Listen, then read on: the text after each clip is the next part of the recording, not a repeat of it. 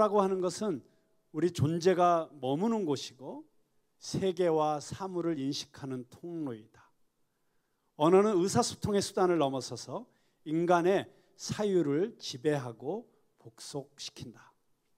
인간이 언어를 부리는 것이 아니라 언어가 인간을 부리는 것이다. 이런 철학적 개념들을 이야기를 했습니다. 벌써 졸리기 시작하시죠? 네. 이런 철학적 개념들을 굳이 인용하지 않더라도 언어의 힘, 언어의 중요성을 우리는 너무 잘 알고 있습니다.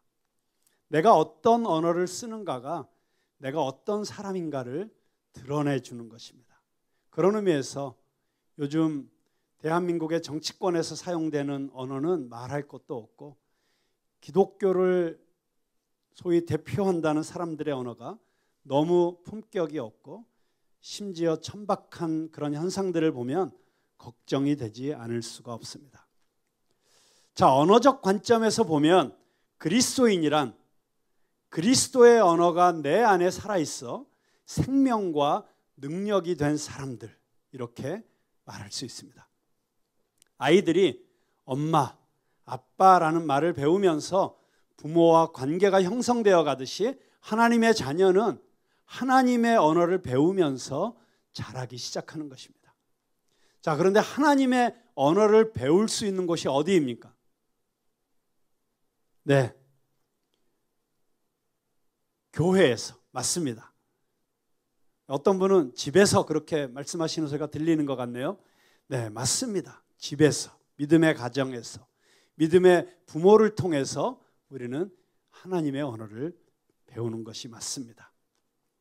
또는 제자 훈련을 통해서, 내 믿음의 멘토들을 통해서 그런 하나님의 언어를 배우게 되는데, 그렇게 교회에서, 가정에서, 나의 선생님을 통해서, 주일학교 교사를 통해서, 또 설교를 통해서, 내 멘토를 통해서 배우는 그 모든 하나님의 언어의 가장 기본적인 텍스트가 바로 성경 말씀인 것입니다. 그래서 이 말씀, 이 성경 말씀이 우리 기독교인의 삶에서 가장 중요한 것입니다. 우리는 이 성경 말씀을 통해서 하나님과 소통할 수 있는 언어를 배우게 됩니다. 그리고 그 성경의 모든 언어를 가장 아름답게 표현하고 집대성해 놓은 곳이 바로 시편이다, 이렇게 말할 수 있겠습니다. 그래서 우리 그리스도인들의 신앙생활에 있어서 시편의 중요성은 아무리 강조해도 지나침이 없을 것입니다. 우리는 시편을 통해서 하나님의 마음을 알고 하나님의 뜻을 아는 사람들이 하나님께 올려드렸던 찬양과 감사와 기도와 간구와 때로는 원망과 불평까지도 포함해서 하나님과 소통하는 언어를 배우게 됩니다. 여러분, 어린아이들이 말을 배울 때 옹알이를 하지요. 그런데 시편을 읽고 시편의 언어들로 기도하는 것은 영적인 옹알이를 하는 것과 같다, 그렇게 말씀드리고 싶습니다.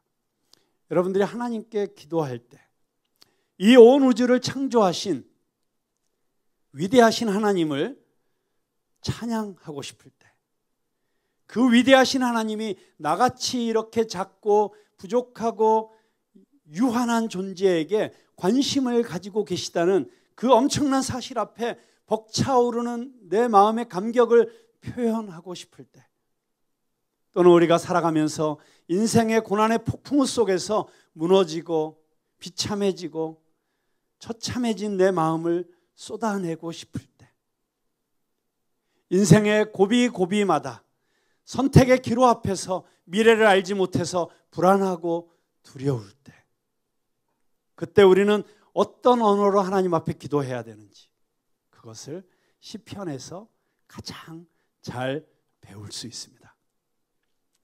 예수님께서도 시편으로 기도하셨음을 우리는 복음서에서 자주 발견하게 됩니다. 그래서 제가 참 좋아하는 책이고 여러분들에게도 꼭 일독을 권하고 싶은 책이 있는데, 시편은 시인이신 예수 그리스도의 노래라고 하는 책 제목이 예수님과 시편의 관계를 잘 보여주고 있습니다. 자, 이제 이 시편에 대한 이야기는 앞으로 계속 이 시편 시리즈를 통해서 계속 여러분들에게 자주 말씀드리게 될 것이고요. 바로 우리는 이 시편의 말씀 속으로 오늘 한번 같이 들어가 보도록 하겠습니다. 시편 전체의 서론이라고 할 수 있는 시편 1편 말씀이 오늘 우리의 본문 말씀입니다. 자, 이 시편 1편은 복 있는 사람은 이렇게 시작을 하고 있습니다. 성경 전체의 축약본이라고 할 수 있는 이 시편의 첫 시작은 복에 대한 이야기로 시작을 합니다. 복 있는 사람은. 이 대목에서 우리는 벌써 하나님의 마음을 느끼기 시작합니다. 하나님은 우리에게 복 주시기 원하시는 하나님이십니다. 믿으십니까? 하나님이 생각하시는 복이 지금 우리가 생각하는 복과 같은 복이냐 다른 복이냐, 그건 또 다른 차원의 질문이고요. 하나님이 우리에게 복 주시기 원하시는 하나님이시다. 그것은 성경의 진리입니다. 복의 근원 강림하사 찬송하게 하소서. 우리가 너무 좋아하는 찬송가의 시작이 이렇게 되지 않습니까? 복의 근원. 복의 근원 되시는 하나님께서는 그 복을 우리들에게 나누어 주기 원하십니다. 그래서 창세기도 복으로부터 시작을 합니다. 하나님께서 온 우주 만물을 창조하신 다음에 인간을 하나님의 형상을 따라서 창조하시죠. 그리고 처음 하시는 말씀이 무엇입니까? 복을 주시는 것입니다. 생육하고 번성하라. 땅에 충만하라. 그리고 그 복을 빼앗기지 않도록 아담과 하와에게 주신 첫 번째 계명이 인간이 복을 빼앗기지 않고 그 복을 지키고 살 수 있는, 그 복을 누리고 살 수 있는 비결을 가르쳐 주신 것입니다. 그것이 무엇이었죠? 선악과를 따먹지 말라 였습니다. 여러분, 이 선악과에 대한 이야기만으로도 설교 몇 편이 나올 수 있는 주제이지만 결론적으로 말씀드리면 선악과를 금지하신 것은 인간이 하나님처럼 되려는 교만함을 갖는 순간 인간은 망한다라는 것을 가르쳐 주시기 위한 것이었습니다. 인간이 피조물로서 하나님 앞에 서 있는 것이, 하나님께 절대적으로 의존하는 존재로 하나님 앞에 서 있는 것이 인간이 가장 복받는 길이고, 인간이 내 인생은 나의 것이라고, 내가 내 인생의 주인이 되고 내가 내 힘으로 내 삶의 자리를 구축하고 내 삶에 어떤 것들을 취하려고 하는 그 순간, 그것이 불행의 시작이라고 하는 것입니다.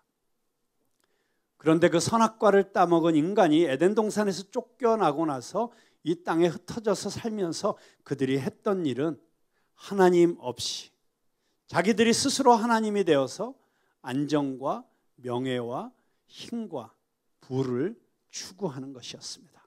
그리고 그렇게 인간들이 서로 그런 세상적인 가치들을 추구했을 때 그들에게 결론적으로 주어진 것은 소돔과 고모라였고 노아의 홍수였고 바벨탑이었습니다.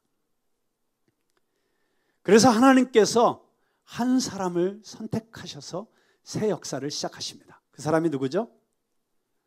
네, 아브라함이죠.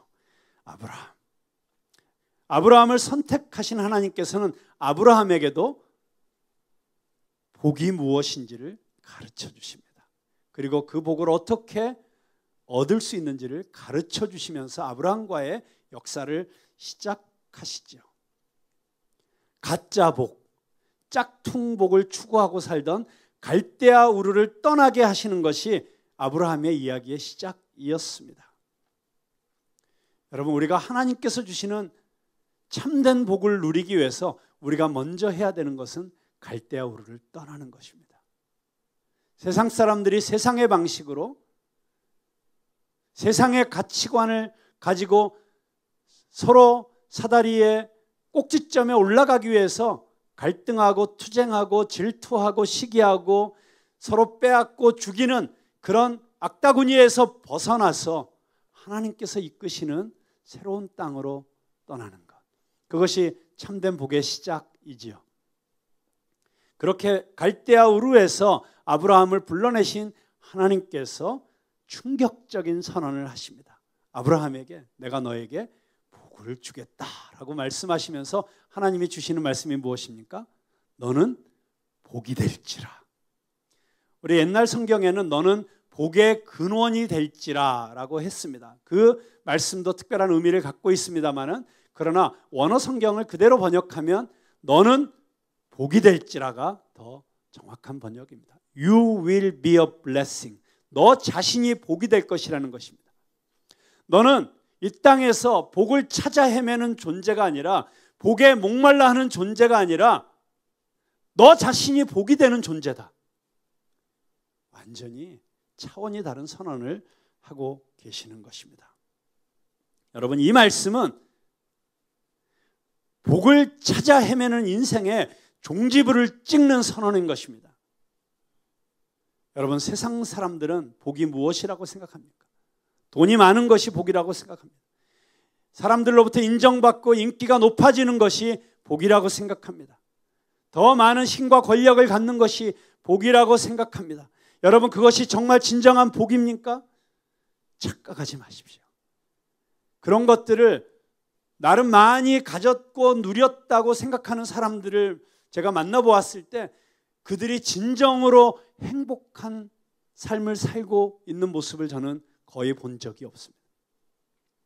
그들이 그것에만 매여 있는 한, 그것이 복인, 진짜 복인 줄 알고 살고 있는 한 절대로 그것들은 그들에게 진정한 삶의 만족과 의미와 행복을 가져다 주지 못합니다.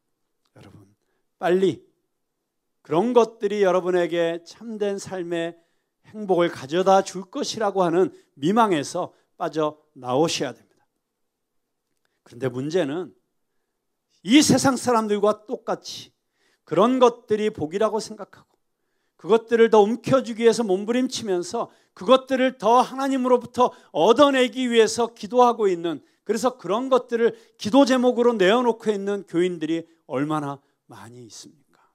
저는 그것이 이 시대의 비극이라고 생각합니다. 예수님께서 이 땅에 오셔서 말씀을 전하실 때 산상수훈의 시작도 복에 대한 선언으로 시작하십니다. 여러분, 저는 이 성경 전체를 보면서 하나님께서 우리에게 주시고자 하는 메시지의 아주 놀라운 패턴을 그래서 발견하게 됩니다. 여러분, 창세기도 복에 대해서 이야기하면서 시작합니다. 복 주시면서 시작하십니다. 노아 홍수 이후에 노아를 통해서 새로운 인류를 시작하시면서도 하나님은 복을 선언하시면서 새 역사를 시작하십니다. 바벨탑 이후에 하나님께서 아브라함을 선택하셔서도 하나님은 아브라함에게 복을 선언하시면서 새 역사를 시작하십니다. 그리고 시편도 복 있는 사람은 복에 대한 이야기로 시작을 합니다. 예수님께서도 산상수훈에서도 복이 있도다 너희 마음이 가난한 자들은, 이렇게 복에 대한 선언으로 시작을 하십니다. 여러분, 이것이 결코 우연이 아닙니다. 하나님은 저와 여러분이 복 있는 사람이 되기를 원하십니다. 그런데 그 복을 하나님께서는 그 복을 받는 길을 만드셨다고 합니다. 이 길로 가면 복 받아. 이 길로 안 가면 그 복을 받지 못해. 아니, 이 길이 아닌 다른 길로 가면 그 길은 망하는 길이야. 그래서 예수님께서도 길에 대한 말씀을 하시잖아요. 좁은 문으로 들어가고 좁은 길로 가라. 사람들이 많이 가는 넓은 길, 넓은 문은 그 길로 가면 쉬운 길 같고 성공하는 길 같고 편한 길 같지만 결국 그 길의 끝은 멸망이다. 근데 이 길로 가면 좁은 길 같지만, 힘든 길 같지만, 가시밭길 같지만 이 길로 가면 그게 진짜 복받는 길이야 라고 말씀하셨죠. 자, 하나님께서 말씀하신 그 길, 또 예수님께서 말씀하신 그 길, 우리가 진정한 복을 받는 길, 하나님께서 우리 인간들에게 주시기 원하셨던 그 놀라운 복을 누릴 수 있는 그 길은 무엇일까요? 그 길이 오늘 시편 전체의 서론이자 축약이라고 할 수 있는 시편 1편에 정확하게 기록되어 있습니다. 자, 그런데 이 시편 말씀은 가서는 안 되는 길부터 먼저 우리들에게 가르쳐 주고 있습니다. 어떤 길이죠? 시편 1편 1절. 복 있는 사람은 악인들의 꾀를 따르지 아니하며 죄인들의 길에 서지 아니하며 오만한 자들의 자리에 앉지 아니하고. 자, 여기 세 종류의 인간들이 나오고 있죠. 이들과 관계를 맺지 말아야 되는, 이들의 방식을 따르지 말아야 되는, 이들에게 영향받아서는 안 되는 세 종류의 인간들이 여기 등장하고 있습니다. 악인들의 꾀, 죄인들의 길, 오만한 자들의 자리. 악인, 죄인, 오만한 자, 저들의 삶의 방식, 저들의 가치관을 따라가면 안 된다는 것입니다. 처음에는 잘 되는 것 같고 성공하는 것 같아도 결국에는 망한다는 것입니다. 그런데 문제는 이 세상은 이런 죄인들, 악인들, 오만한 자들이 이 세상을 다스리고 있는 것 같습니다. 저들의 방식을 따라가지 않으면 이 세상에서는 도태될 것 같습니다. 저들과 싸워서 이기는 길은 오히려 저들보다 더 꾀를 내고 저들보다 더 요령을 피우고 저들보다 더 뭔가 이 세상의 영향력을 이용하지 않으면 안 될 것 같은 그런 불안감이 우리들에게 있습니다. 왜냐하면 이 세상에는 이런 악인들과 죄인들과 오만한 자들이 만들어낸 삶의 질서와 문화와 방식이 가득 차 있기 때문입니다. 그래서 이들과 같이 이 세상 속에서 어우러져 살면서 이들에게 영향을 받지 않기가 쉽지 않습니다. 그래서 2절 말씀이 중요합니다. 꾀를 내서 살아야 돼. 좀 요령껏 살아야 돼. 뭐로 가도 서울만 가면 돼.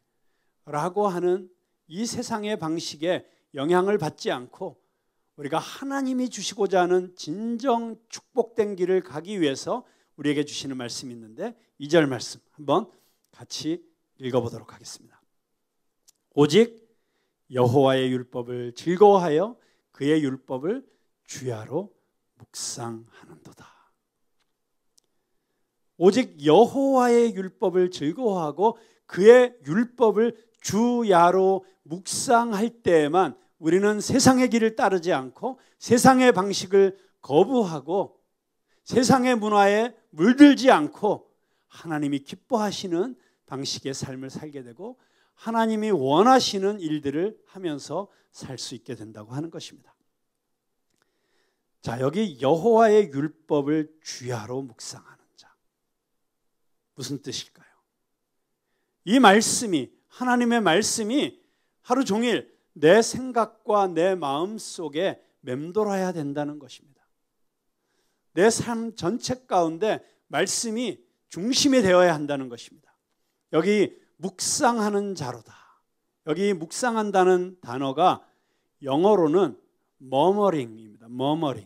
머머링이라는 단어는 중얼거리다, 웅얼웅얼하다, 또는 소가 되새김질을 하죠. 그때 그 되새김질하는 것을 머머링 한다고 합니다. 그러니까 그것이 히브리어 원어 단어의 올바른 뜻입니다. 그러니까 주야로 묵상한다고 하는 것은 중얼중얼 하루 종일 여호와의 말씀을 중얼거리면서 걸어가는 모습, 그게 성경이 이야기하는 주야로 묵상하는 모습인 것입니다. 아까 여러분이 푸른 나무 이야기의 주인공으로 나온 로라 윌킨슨, 저희 푸른 나무 이야기가 그동안은 우리 푸른 나무 성도님들의 이야기를 주로 소개했습니다만 저희가 이제 이 글로벌 온라인 언택트 시대에 전 세계적으로 우리 푸른나무 이야기를 할 주인공들을 발굴해서 여러분들에게 소개하기로 하고, 그 첫 번째 주인공으로 로라 윌킨슨이라고 하는 미국의 여자 다이빙 수영 선수의 이야기를 소개를 했는데요. 저 로라 윌킨슨의 그 모습 가운데 참 인상적이었던 모습이 무엇입니까? 경기에 나가기 전에 중얼중얼 혼자서 중얼중얼 하고 있는 그 모습이 여러분 눈에 띄셨습니까? 내게 능력 주시는 자 안에서 내가 모든 것을 할 수 있느니라. 내게 능력 주시는 자 안에서 내가 모든 것을 할 수 있느니라. 바로 그런 모습이 주야로 묵상하는 모습, 이 머머링하는 모습이라고 할 수 있겠습니다. 자, 이렇게 우리가 하루 종일 하나님의 말씀을 읽고 묵상하고 중얼거리고 그 말씀과 동행하는 삶을 살게 되면 어떤 결과가 나오게 되는가? 열매를 맺는다고 하는 것입니다. 열매를 맺는다. 시절을 쫓아 과실을 맺는다. 여러분, 나무가 열매 맺는 것을 보면 참 신비롭습니다. 나무는 우리가 보면 그냥 가만히 서 있습니다. 아무것도 안 하고 그냥 하는 일 없이 그냥 서 있잖아요.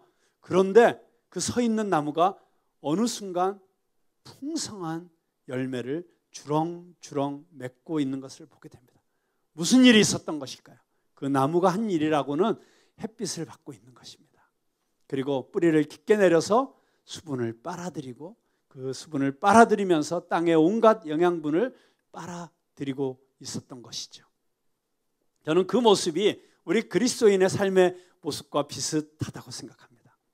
우리가 무슨 특별한 일을 유별나게 하지 않아도, 목소리를 높이지 않아도 우리가 말씀에 깊이 뿌리 내리고 그리고 햇빛과도 같은 이 하나님의 은혜를 계속 받아서 영적인 광합성이 내 안에서 끊임없이 일어나고 있으면 어느 순간 하나님의 때 시절을 쫓아서 열매를 맺게 된다는 것입니다. 여러분, 우리 그리스도인의 삶은 열매 맺는 삶입니다. 열매를 풍성하게 맺는 삶입니다. 30배, 60배, 100배의 열매를 맺는 삶입니다. 그런데 어떻게 그 열매를 맺을 수 있습니까? 오늘 이 시편 1편의 말씀은 여호와의 율법을 주야로 묵상하는 것은 바로 시냇가에 뿌리를 내리고 있는 나무와도 같다.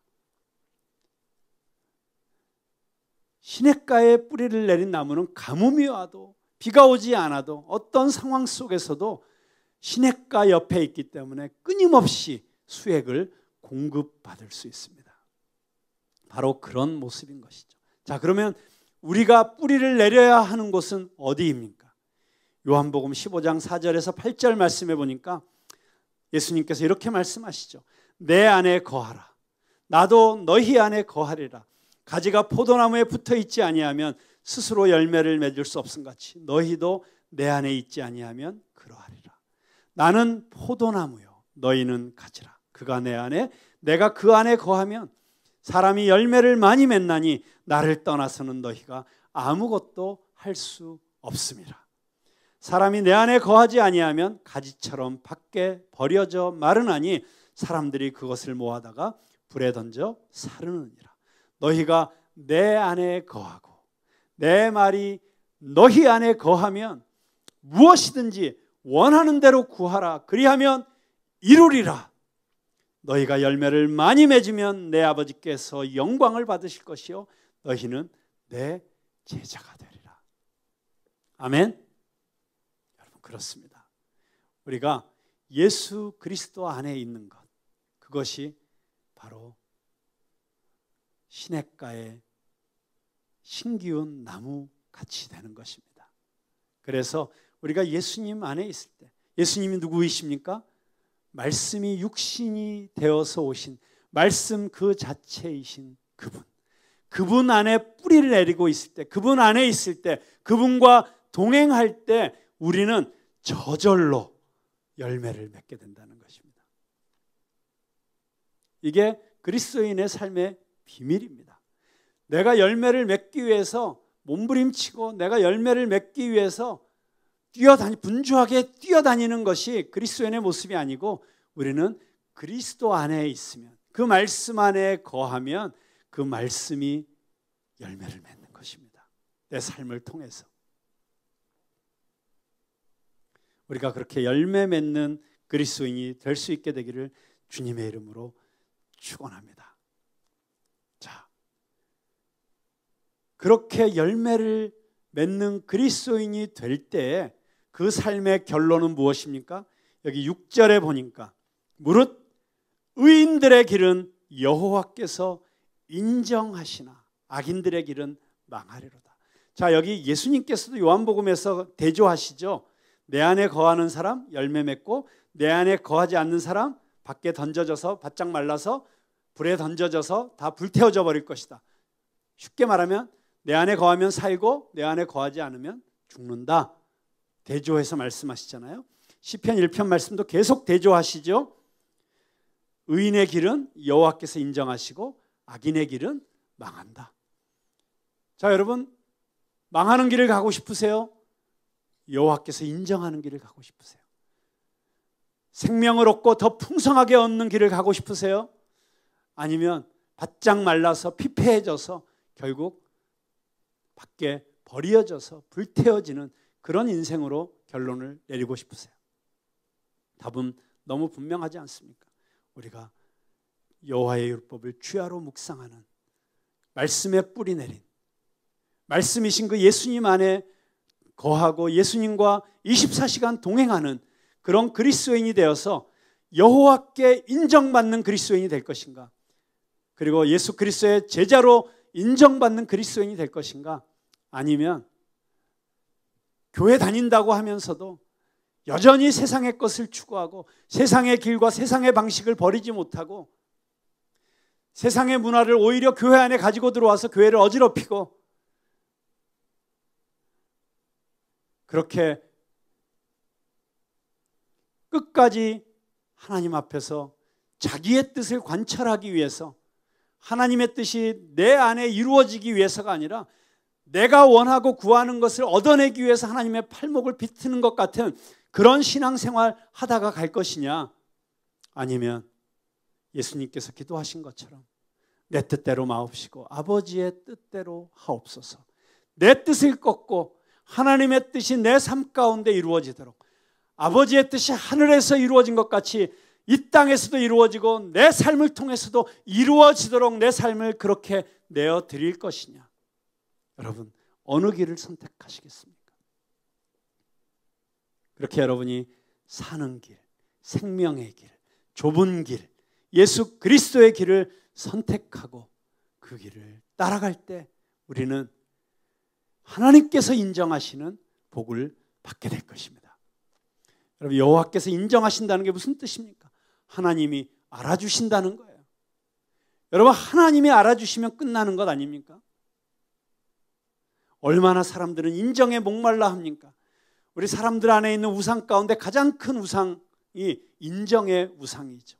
누군가로부터 인정받고 싶은, 내가 어떤 사람인지 인정받고 싶은, 내가 하고 있는 일에 대해서 인정받고 칭찬받고 싶은, 그게 우리 안에 있는 가장 큰 우상이잖아요. 그런데 여러분, 그 우상을 깨트리는 길은 내가 하나님으로부터 인정받는 자가 나의 아이덴티티가 되는 순간 끝나는 것입니다. 여러분, 이 세상은 나를 알아달라고 몸부림치는 세상입니다. 어디에서 그걸 가장 많이 확인할 수 있습니까? 요즘 SNS의 대세라고 할 수 있는 유튜브를 보면 알 수 있죠. 유튜브 보면 끊임없이 뭐를 요구합니까? 구독과 좋아요를 눌러주세요. 구독과 좋아요를 눌러주세요. 저희 교회 유튜브 채널도 얼마 전에 구독자 1000명을 넘었습니다. 제가 900명이 조금 넘었을 때 우리 목회자들을 막 쪼았어요. 이게 뭡니까? 우리는 아직도 1000명이 되지 못했습니다. 우리 1000명 될 때까지 같이 노력합시다. 그리고 이번 주 안에 1000명 만들면 제가 소도둑에 가서 고기 뷔페를 쏘겠습니다. 그렇게 당근까지 내걸면서 닥달을 해서 결국 그 주일 딱 1000명이 되었습니다. 그래서 이제 우리 목회자들을 소도독으로 제가 한번 모셔야 됩니다. 자, 그런데 제가 그 뒤에 회개했어요. 뭐 당연히 1000명이 넘으면 여러 가지 좋은 일이 많다 그래서 여러 가지 또 이 우리 교회의 이런 예배와 설교와 또 교회 안에서 일어나고 있는 이런 너무 좋은 컨텐츠들을 세상에 더 알리기 위해서 더 좋은 일들이 많이 일어날 수 있다 그래서 1000명 돌파하자. 그리고 제가 막 우리 목회자들을 이렇게 닥달을 했습니다마는 정직하게 그 안에 숨어 있는 또 다른 동기 가운데 우리 교회가 좀 더 알려지기를 원하는 마음, 또는 제가 개인적으로 좀 더 많은 사람들에게 알려지기를 원하는 마음, 뭔가 우리가 이렇게 이루었다는 것을 과시하고 싶은 마음, 뭐 그런 것들이 없었다고는 솔직하게 말할 수 없습니다. 네, 정말 끊임없이 우리는 이 세상 속에서 인정받고 싶고 더 알려지고 싶고 더 많은 명예와 인기를 누리고 싶은, 더 많은 영향력을 갖고 싶은 유혹을 갖지 않을 수 없습니다. 그런데 그것들을 쫓아가는 인생은 너무 허무하고 불쌍한 인생이 될 수밖에 없습니다. 어떻게 우리는 그 피곤한 그 인생의 다름박질을 멈출 수 있습니까? 우리가 하나님 안에서 내 정체성을 찾을 때, 내가 누구입니까? 나는 하나님의 자녀입니다. 하나님의 아들이고 하나님의 딸입니다. 그리고 하나님이 나를 알고 계십니다. 하나님이 내 마음을 알고 계십니다. 여러분, 우리가 받을 수 있는 위로 가운데 최고의 위로는 하나님이 나를 알아주신다는 것입니다. 하나님 내 마음 아시죠? 근데 하나님은 아세요. 세상 사람은 몰라도 가장 가까이 한 입을 덮고 사는 사람조차 모르는 내 마음, 하나님은 아십니다. 내 마음의 진짜 깊은 동기도 아시고 또 때로는 내 마음의 억울함도 아시고 내 하나님을 향한 나의 순수한 그 동기도 아시고, 그래서 하나님께 인정받는 것, 여러분 그것이 우리 삶의 가장 중요한 목표가 되어야 될 줄로 믿습니다. 근데 하나님께서는 이미 내가 예수 그리스도 안에 있을 때 너는 내 아들이다, 너는 내가 가장 사랑하는 나의 딸이다. 우리 그 하나님의 사랑 가운데서 나를 발견하고 그 하나님이 인정해 주시는 것만으로 충분합니다. 예수님 한 분만으로 충분합니다. 그렇게 고백하면서 참으로 복 있는 길을 걸어갈 수 있는 저와 여러분 될 수 있기를 주님의 이름으로 축원합니다. 네, 우리 가정에서 지금 영상으로 이 예배를 보고 계시는 분들, 우리 가족들 서로를 한번 바라봐 주세요. 그리고 이렇게 축복의 선언을 해주시면 좋겠습니다. 너는 복덩어리다.